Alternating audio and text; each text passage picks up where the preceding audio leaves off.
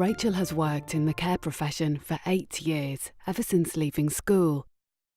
After working in care homes and with vulnerable adults, she's now a registered childminder and lives with her husband Carl and son Riley. After we had Riley and everything, we decided we wanted another baby. Everything went okay, pregnancy went smooth. I then gave birth to Mason on the 17th of January. He was absolutely fine, but 14 weeks early, very small. After a couple of days, he was getting a bit poorlier. They thought that he had a perforation in his tummy, so they'd done a major operation on him, which was to look to see whether he had a hole in the stomach. And he didn't. They basically then found that he had an infection within the liver.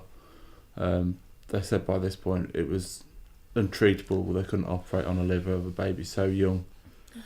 They then done a scan on his brain, and they found that he had very severe bleeding on both sides of his brain.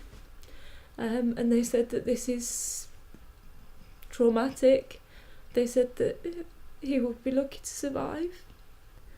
And then after just 6 days, he passed away. He wasn't able to do it anymore. He was fighting for his life, and he couldn't carry on. We must have spent hours on the phone to various different government's funds, and every door kept being closed. There was nobody willing to help us,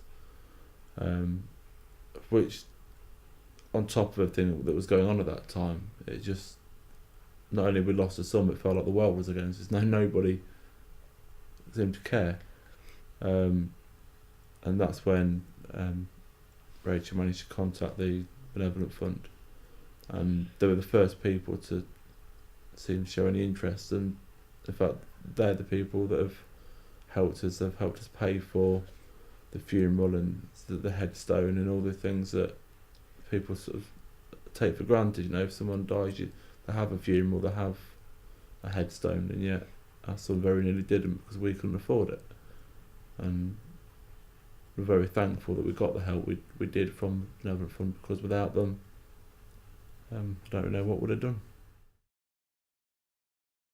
The Care Professionals Benevolent Fund helps current, former and retired care professionals by being there in times of crisis.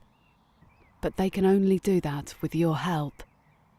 You giving helps people like Rachael and Carl go on living.